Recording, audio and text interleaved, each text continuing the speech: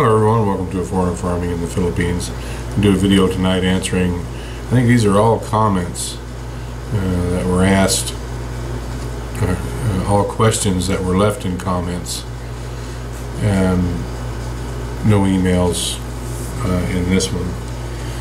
A few of these are pretty short, but most of them, the reason that I'm answering several of these in a video is that it takes a bit more of a detailed explanation than I feel like typing. Someone wanted to know about, and I didn't write down who left these comments. They're up there for people to check. But someone wanted to know about fish pens in the Mindanao area, specifically around General Santos City, and whether or not they would be viable there. And my answer to that is I have no idea, but I can suggest to you, I assume you're asking because you either live somewhere around there or you're involved with someone who lives around there and you're considering living there at some point. So my suggestion to you would be to ask someone from that area or research it online. Online research about specific areas in the Philippines, in my experience, is not generally fruitful. But if you can ask someone if there's fish pens, ocean fish pens around there in that area, you know, the thing with our fish pens is that we kind of have it's kind of the perfect storm of good things that all came to fruition in order for us to have fish pens here in a bay near Taliban. Where we're situated on the northern part of Bohol Island. Bohol's kind of sort of in the center of the Philippines, bottom center, but Bohol itself is surrounded by other large islands: Mindanao to the south, Cebu to the north, Negros to the west, and Samar to the east. So large storms are broken up before they get here. The topography of where we're at specifically around Taliban is it's a long, gentle slope from the water's edge. Sometimes if we miss the tide when we're coming in, it happened a few times, we missed the tide by a bit, the boat bottomed out and we had to walk. Now from Gabriel's place to where we usually dock to where we had to start walking was about 200 yards. Very gradual slope to the sea. And so that, and even then, from where Gabriel lives out to the fish pen itself is only about 1.5 kilometers, a mile and a half, maybe 2 kilometers. And so in 1.5 miles or 2 kilometers, the depth of the water only gets to 6 meters, less than 20 feet. So it's a very gradual slope, and what that does is it keeps the waves from being high, and it keeps the tides, the currents, the tidal currents from being too swift. It has to be, you know, even though the pens themselves are built as strongly as feasible, financially feasible, they can be pretty fragile. Water is a powerful force, and if the currents were too strong, it just wouldn't work. Now on the other side of Bohol, down around Lila, Loai, Laun, basically that whole southern end of the island from Tagbilaran to Hagna, the waves are much higher. I mean, like what you would expect in an ocean. They get 3-foot seas there, waves crashing onto the shore all the time. I almost never see that here unless it's windy. So on the southern part of Bohol, there are no fish pens because the wave action tears them up, even on a nice day. And if you get any little bit of inclement weather, it just makes kindling out of your fish pen. So, and on the eastern side of the island, it's pretty much the same thing, because there's a sharp, quick, deep drop-off on the eastern side of the island, as far as I know, around Anda. I know Anthony has said within a couple kilometers of the shore, the water goes down to several thousand meters really quick, and so that makes for strong tides. And you can't, unless you have bamboo poles that are several thousand meters long, it would be hard to make a fish pen. Now you could make a floating cage, but again, you would have to anchor it, and unless you have several thousand meters of anchor rope, anchoring it could be kind of tough.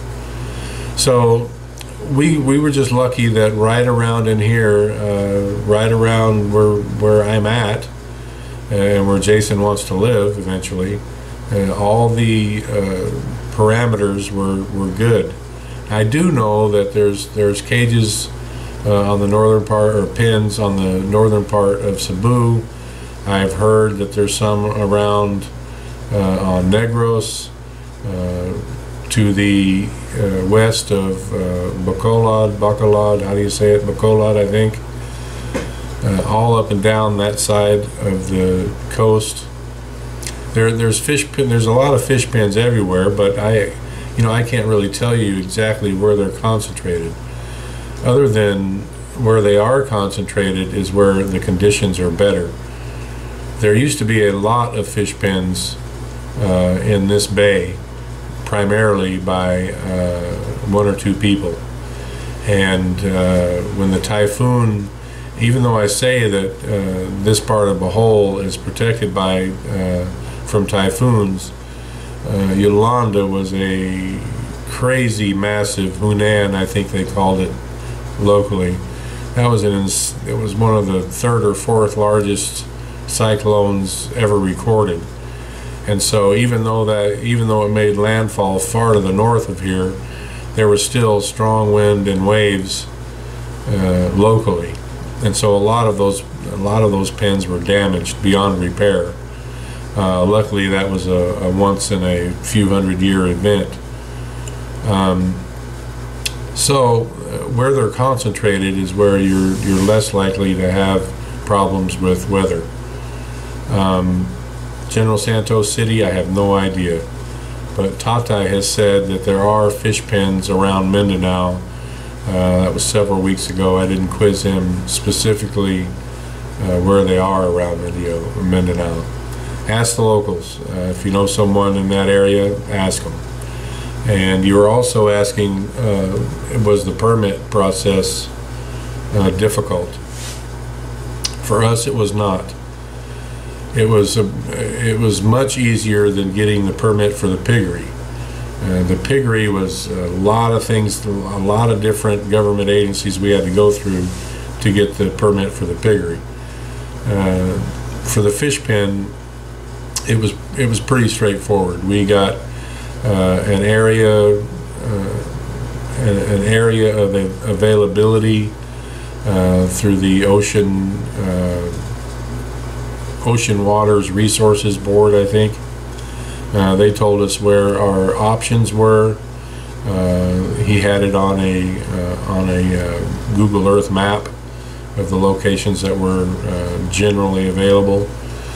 We took that information to, I'm trying to recall now off the top of my head. I could get the permit and look, but I think we took that information to the barangay,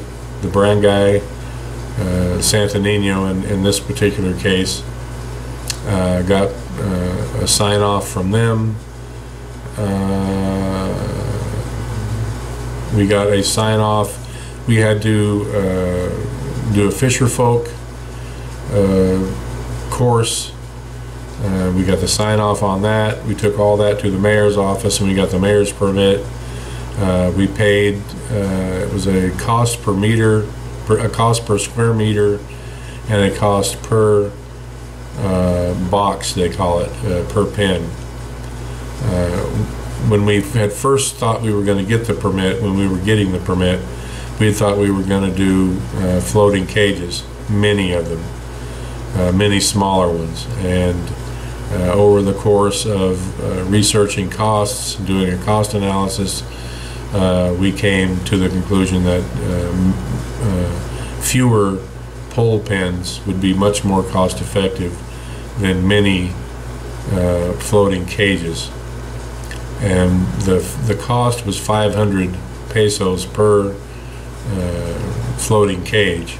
Not a big deal, except when you multiply that by 50 or 60 or 70 or 80. So we paid somewhere right around 20,000 pesos for our permit, which could have been halved if we hadn't made the mistake of saying we were going to make multiple dozens of floating cages. Everyone hears about stories about running into problems with local officials and not being able to get your permits, being stonewalled.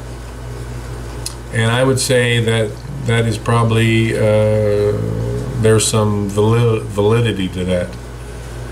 If the barangay captain or a mayor has a business and you want to open up the same business with your western capital, and good luck. And it's not just the Philippines, that's anywhere. If you want to open up a fish and chips place in wherever USA, and the mayor already has a fish and chips place, you're gonna experience some feet dragging.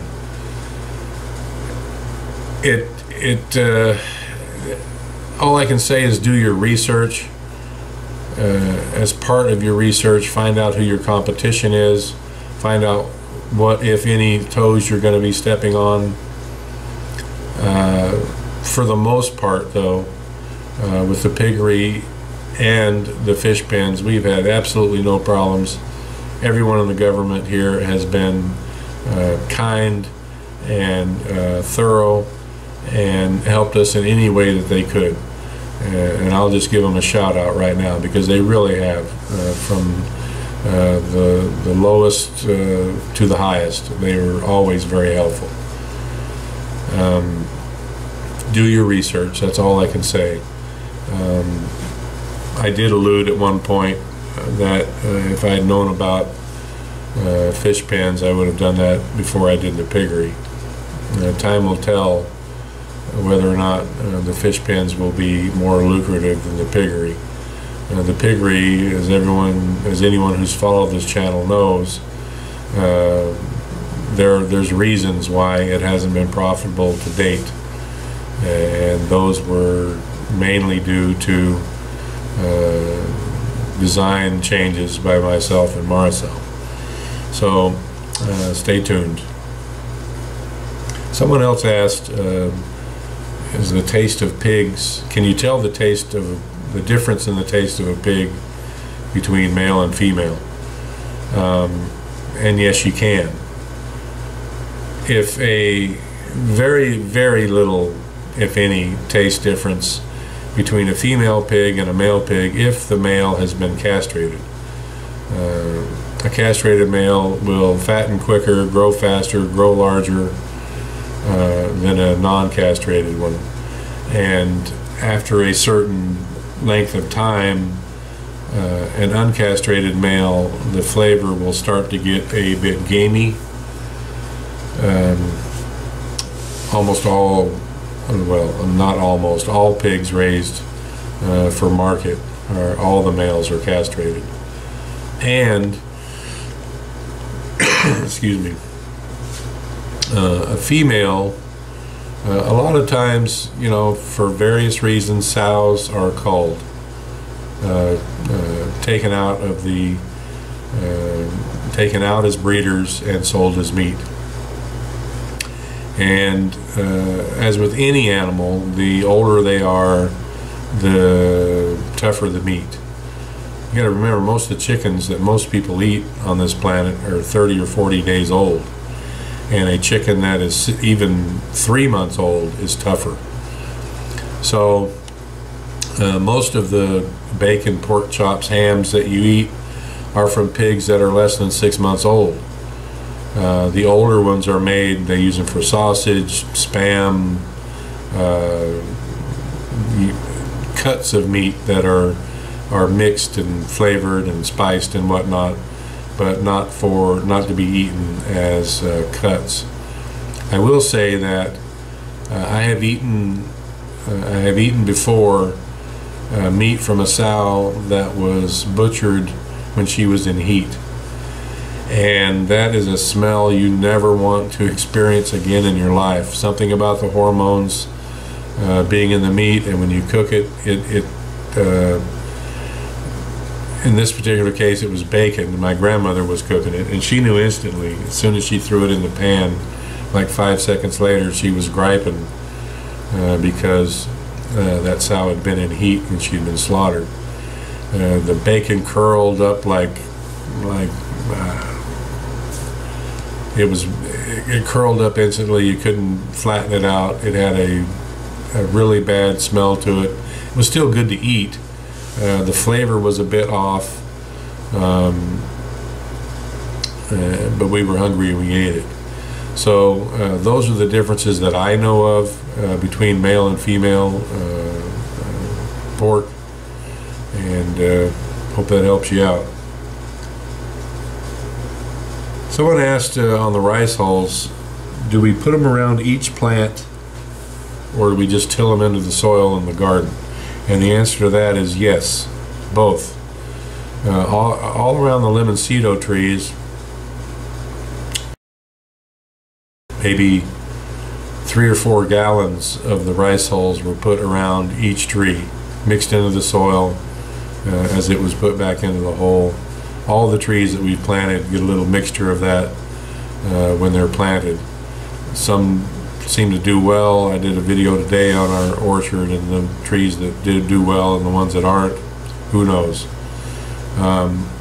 All the soil that I've been planting the seeds in are from the garden, from rice hulls that have been worked into the soil. We don't have a tiller, so it's been worked into the soil with a shovel. It makes really good potting soil, mixed about 50-50 with sandy clay that we have that passes for soil here. Someone's asking the pig prices. That it was wherever northern Philippines, wherever they were at, market weight was about 100 pesos per kilo, and they wanted my opinion on if they were ever going to go up. And this person was under the impression that because of the African swine flu outbreak, that people were eating less pork and driving the price down, or he implied such, and wanted to know my opinion if they're ever going to go up. Well, that's the crystal ball question. I think you're correct that because of the African swine flu, the prices have been driven down. You know, I don't want to disparage the public at large, but hysteria over sickness is a thing.